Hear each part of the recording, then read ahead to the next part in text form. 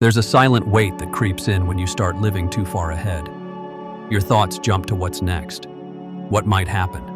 What could go wrong? You try to plan everything, control everything, predict everything. But the more you try to manage the future, the more anxious you become. And in the process, you miss what's already here. The breath, the stillness, the moment.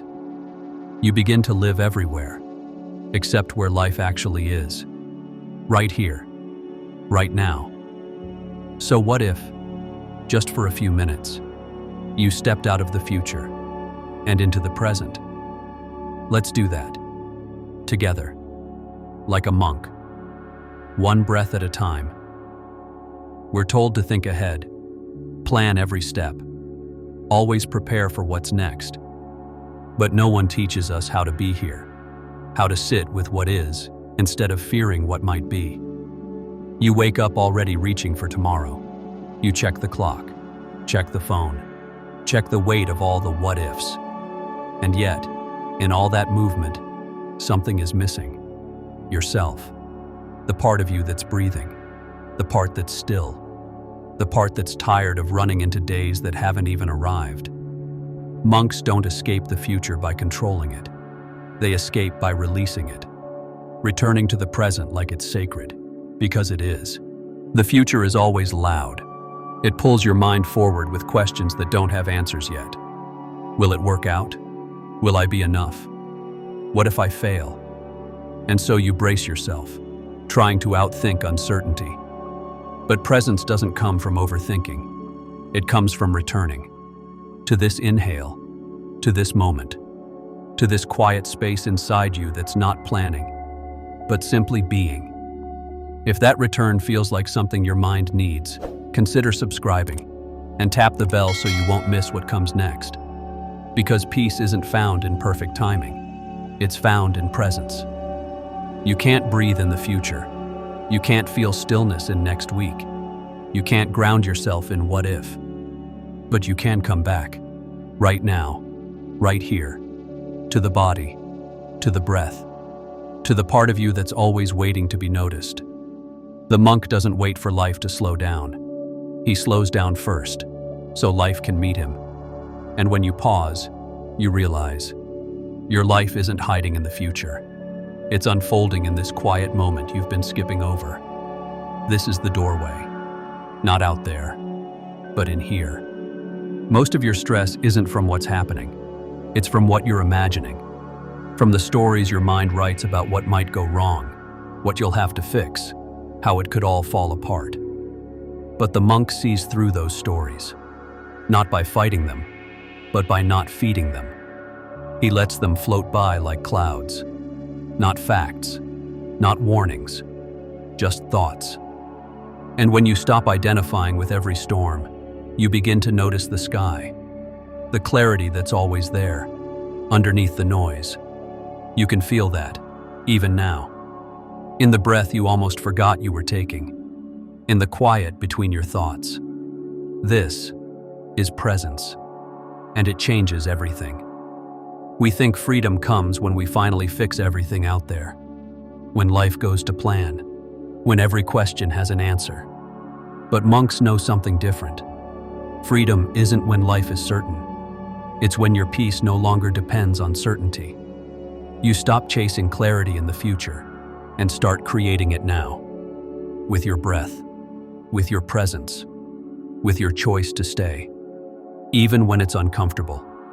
Even when your mind wants to run ahead, you stay. And in that stillness, you realize the future isn't the problem. Forgetting the present is.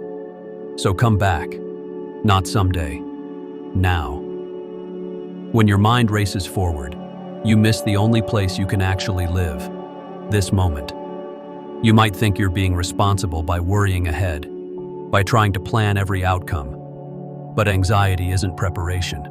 It's disconnection. The monk doesn't escape the future with more thinking. He escapes it with presence. By coming back to the ground beneath his feet, the air in his lungs, the now that keeps whispering, "You're safe." When you pause, you realize how much life you've been skipping, how many peaceful moments you've postponed in the name of being ready.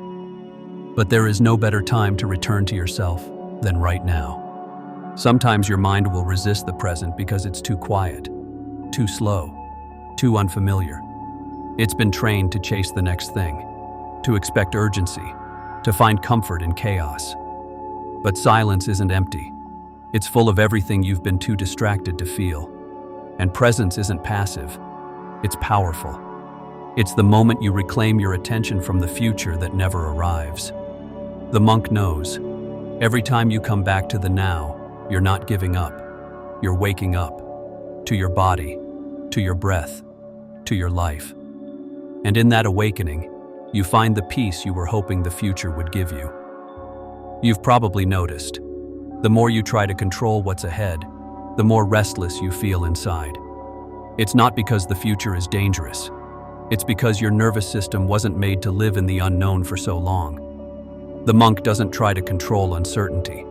He learns to breathe inside it, to trust the ground beneath him without needing to see the whole path. Because sometimes peace doesn't come from knowing what's next. It comes from knowing you'll meet it with presence, not panic. So instead of asking, what will happen? Ask, where am I right now? And let that answer be enough. Letting go doesn't mean giving up. It means loosening your grip on what was never yours to control. You don't need to predict the next chapter to live this one well. You don't need all the answers to find peace in the question. The monk doesn't find stillness by knowing more. He finds it by needing less. Fewer expectations, fewer conditions, fewer mental rehearsals of futures that may never come. And in that less, there's more. More space to breathe, more energy to live, more awareness of the life unfolding right now while you've been busy chasing someday. This moment is not a waiting room, it's your home. There's a lie we've been sold, that peace comes after achievement, after the promotion, after the relationship, after the perfect plan works out. But monks don't chase peace, they practice it. In ordinary moments, doing ordinary things, washing a bowl, sweeping the floor, walking slowly. Not because they don't care about the future, but because they know it begins here, with how you breathe, with how you notice, with how you respond to this very moment. You don't need a retreat to live like a monk. You just need to bring your attention back to where your life actually is. And it's always right here. You don't have to wait for things to calm down to feel calm. You don't have to wait for your life to be perfect to be present. This is what the monk understands. Peace isn't a result. It's a practice. One you return to, not once you've figured everything out, but precisely when you haven't. Because life won't slow down for you, but you can slow down for it. Right now, with your next breath, you get to choose. Will you reach for the next problem to solve? Or will you rest? Right here, in the space between thoughts, where nothing needs to be different for you to feel whole. The future loves to seduce you with the illusion of control. If you worry enough, you'll be safe. If you plan it all perfectly, nothing will go wrong. But monks know better. Control is not peace. It's tension with a disguise. True peace comes when you realize you don't need to know everything to be okay right now. It comes when you stop arguing with the unknown and start making friends with this moment. Because this moment isn't trying to hurt you. It's trying to hold you. And when you let it, even for a breath, you begin to understand why monks smile for no reason at all. You don't need to escape your life. You just need to escape your mind's idea of how it should be. So much of your suffering isn't from what's happening, but from your resistance to it. The monk doesn't resist the moment. He melts into it. Even if it's messy, even if it's uncertain. He doesn't demand clarity. He listens. He doesn't force peace. He receives it. Because some truths can't be solved. They can only be sat with, breathed through, honored in silence. And when you do that, you realize you don't need to fix everything to feel free. You just need to arrive, fully, here. You've been told that progress lives in the future, that success is something you chase, far ahead of now. But the monk teaches something different, that peace is not found by running forward. It's found by standing still. In stillness, you begin to hear what really matters. Not the noise of unfinished plans, but the quiet rhythm of being. You notice your breath, not to control it, but to return to it.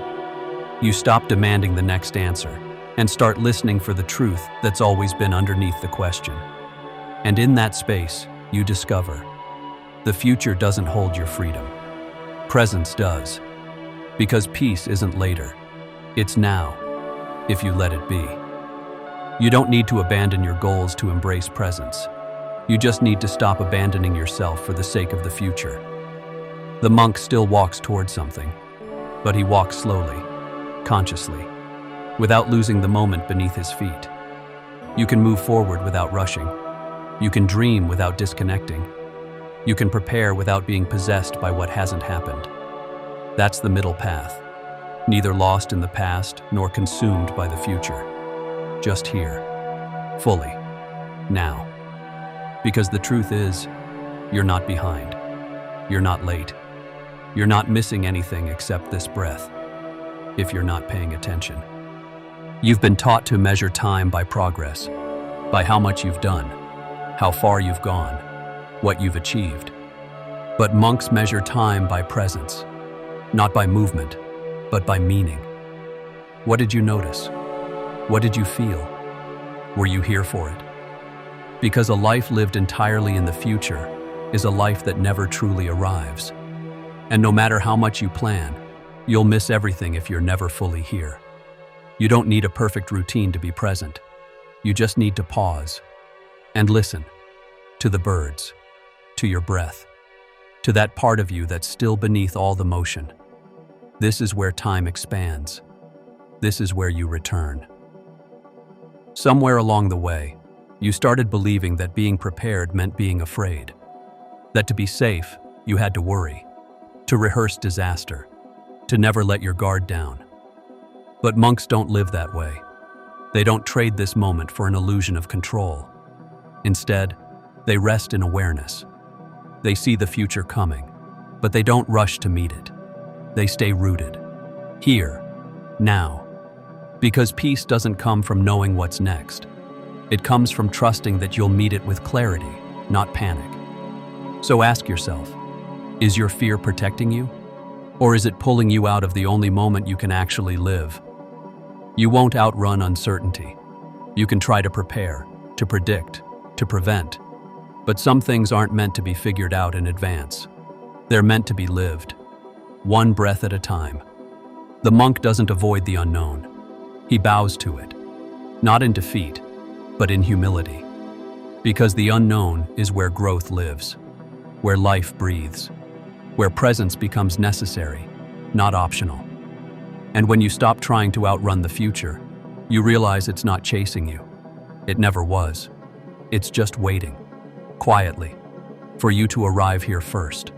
And only then will it meet you with grace. You've been here the whole time, under the noise, beneath the planning, beyond the worry, waiting for your own return. You don't need to master the future.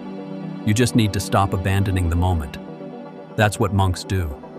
Not because they've figured it all out, but because they've stopped trying to. They choose presence, not because it's easy, but because it's honest. And so can you. With each breath, with each pause, with each reminder that peace isn't a destination, it's a direction. So let me ask you this. What's one thing your mind keeps chasing in the future that you're finally ready to let go of? Write it in the comments. Not for me, but for you.